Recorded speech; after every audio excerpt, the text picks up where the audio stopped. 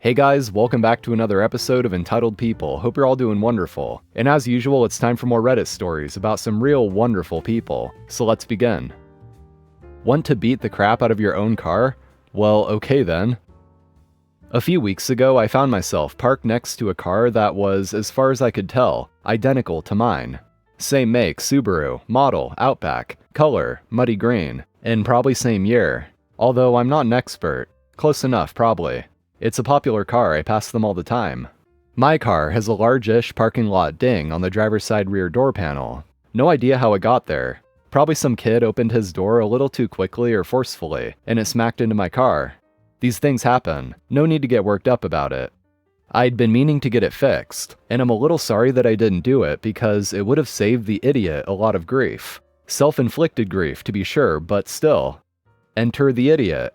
Bog standard middle American dad. Nothing special about him. We're both exiting the Walmart with full carts, and he's about 100 feet ahead of me. As we approach, I'm thinking it looks like he's heading in the same direction.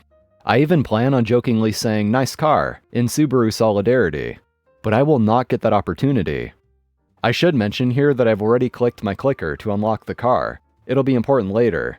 Kinda wish I hadn't, to be honest. That would have spared the idiot some grief too. This is the point where the idiot notices the large ding on, quote, his car's door, and he takes offense at that. To be fair, that ding is pretty ugly. The paint is gone where the tip or something from whatever hit it was centered, and there's a scratch leading off to one side. I think it kinda looks like a spoon in the middle of a small or shallow cereal bowl. So anyway, he gets really mad, like screaming things like "son of a bitch," and it's an effing brand new car and stuff. I think he looked up at the windshield, hoping to find a note or something, but this all happened so fast that my brain might be making up details to fit into the blank spots. I've actually slowed down a bit by now because it's uncomfortable being around really pissed off people. And to be honest, I was super confused about what was going on. For a second, I actually forgot which car was whose. It didn't make sense for him to be hopping mad about my car having a dent. I think my brain was going, wow, two exactly same cars getting huge parking lot dings in them. What are the odds? But you know that weird twisting feeling where you reorient yourself from the confusion and snap back to reality? That happened. I realized that he had made the same mistake that I made, and so I did what anyone would naturally do. I called out, "Hey, it's okay, that's my car." Which backfired. Spectacularly. The idiot must have thought that I meant, "That's my car's door that smacked into yours," which only made it matter. He started yelling things like, "What the f***?" and more of, "It's a f***ing brand new car," and more of the same. I tried to explain. Not exactly easy from a distance, and definitely a lot harder when someone is raging at you. And that's when he opened the driver's side rear door on my car, i.e. the one with the large ding, and then he slammed it into his car. Hard. It made a dent. Took a little paint off the edge of my door too, but I didn't notice that until later. So at that point I yelled, "Hey, stop that," which only made him more upset, because he responded with, "Oh, you don't like that? Shut the f*** up," or words to that effect. I'm paraphrasing here. I did exactly what he said, shut the F up, and let him slam my car door into his car a couple more times, and I let him try to kick it too. There wasn't enough room between the two cars for a good Chuck Norris roundhouse, so he had to be satisfied with a weak sauce knee to the rear quarter panel. But kudos for trying, idiot. You gave it your best shot. I wish I was some kind of heroic Viking warrior who could come to the defense of his property, but my flabby, wimpy dad bod isn't up to a fight in a Walmart parking lot. So I backed my cart full of ice cream and frozen tater tots right the F out of there and started booking it back to the Walmart, intending to ask for help from a security guard. I sincerely regret that because I did not get to see the moment when the scales fell from the idiot's eyes, and he realized that he had been beating the crap out of his own car. I can only imagine that it was one of the most epic epiphanies of his angry life. And to compound my disappointment, he exited the parking lot in the opposite direction, preventing me from seeing the extent of the damage he had done. I didn't get to applaud either.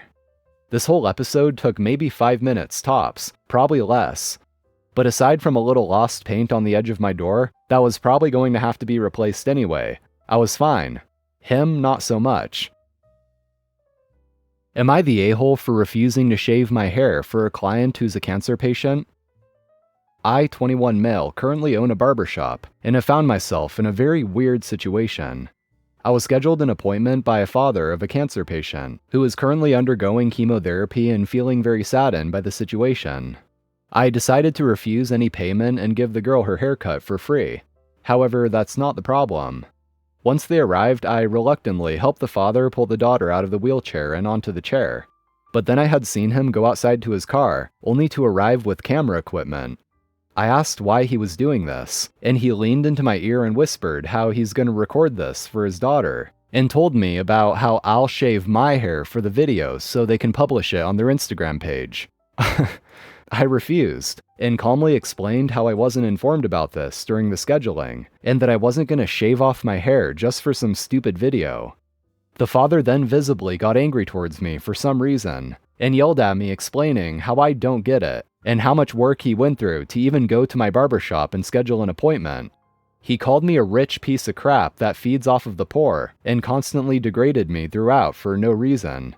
I told him to get out and take his daughter out of here because he's been kicked out. I explained how I don't tolerate disrespect, in which he left while looking at me with a disgusted facial expression, as if I did anything wrong. So am I the a-hole?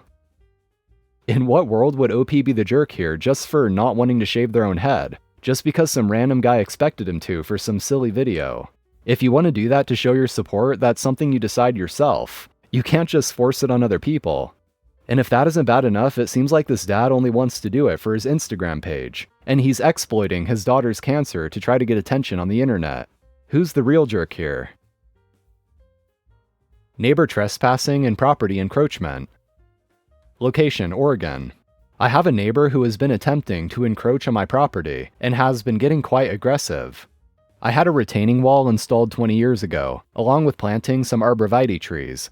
The retaining wall was starting to lean, so I decided to have it replaced. I hired a surveyor to make sure it was going to be placed correctly along the property line. I paid $400 to have the retaining wall taken down, and my neighbor immediately shoveled gravel into the area where the retaining wall was, and claimed it as their property. I called the police and they came out and said that I still had the right to install a new wall, and suggested that I add a fence on top, as the neighbor has been reaching over the property line and trimming the arborvitae trees, all the way back to the trunk, permanently damaging them. I asked if I could press charges but was told no. Because she is an older woman, they will not charge her with trespassing. A few weeks pass by as I am waiting for the contractor to be available to build the new retaining wall and fence. The day comes, and when they attempt to start construction, my neighbor comes out and blocks them from continuing. I called the police again and they come out. They refused to speak with me first and went to talk to my neighbor, and told me I had to stand far away so they could speak privately. From what I could hear, my neighbor started claiming that I have attacked her and she felt threatened. The police then told me that the 2 feet of property where I was trying to build was no longer mine, and that my neighbor could do whatever she wants with it. The officer refused to look at the survey documents or the survey marks, and told me I would be cited for trespassing if I entered the area that I own. I called and asked to speak with the sergeant after the incident. The sergeant told me that because the land is contested by my neighbor, I can't build anything on it, but my neighbor can. When I questioned how that was equal, he began to yell at me over the phone and to stop talking. I pressed the issue and he eventually hung up on me when I asked if this was a racial issue, as I am a person of color. He then called me back an hour later and told me he reviewed the body cam footage and said that I was making false accusations of racial bias. I restated that I want to be treated equally, and he began to yell again and eventually hung up on me again. I have given both my neighbor and the police multiple copies of the survey. My neighbor says she doesn't agree, but refuses to get her own survey, and the police say they don't know how to read land surveys. The police have told me I need to hire a lawyer if I want my property back, and in the meantime my neighbor can continue to trespass on my property and build whatever she wants until then. But I am to stay off of it or I will be cited for trespassing. I definitely feel like a lawyer should be involved at this point, but would like any tips or information on how to approach this situation. There's also a detail in the comments that might be relevant too. Someone said, "Are the police related to your neighbor?" And OP responds, "My neighbor used to volunteer with the sheriff's office, so it's possible there's some bias there." This situation seems messed up in so many ways. I don't understand how the cops can claim that after removing the retaining wall, that piece of property is now contested and the neighbor can use it but OP can't. And all she did so far was shovel some gravel. And the cops are also blatantly trying to ignore a professional survey. This seems extremely fishy, and it's obvious they're giving preferential treatment to the neighbor. In fact, this was actually posted about a year ago and there's no update, so unfortunately we'll probably not find out how this ended. Sorry there isn't a real conclusion, but I still thought it was interesting and worth sharing. Boss tried to sleep with my fiancé. This was several years ago. So my boss, an extreme type A personality, found out I was seeing a young lady at another one of our offices. It was a long-distance relationship. He was the type that liked to control everything and mess with people for fun. He was also married to another employee, but he was very unfaithful. And he had a hobby, photography. He liked to take pics of himself and his conquest, in the act. Then he would show the pics around the production floor and brag about it. Well, on his next trip to this other office, he tried to get my girlfriend to sleep with him, but she spurned him. He made up some lies and got her fired. It took a long time, but I was patient. I knew he kept the photos in his office. He could not risk keeping them at home where his wife might stumble upon them. One Saturday I was working overtime and the cleaning lady came through. They unlocked his office. I came in acting like I was taking dimensions on some drawings. The lady just asked me to close the door when I was finished. She left and went down toward accounting. That's when I went through his desk. Sure enough, in the back of one drawer, I found a stack of photos 4 inches tall. I took them all. Then I waited until he went on another trip. When he did, I went out for lunch.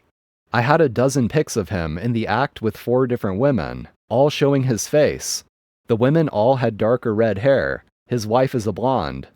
I drove to the town he lived in, to the closest post office to his house, and mailed the pics to his wife with no return address. She divorced him, and her lawyer took him to the cleaners. My girlfriend is now my wife, and we aren't mad anymore.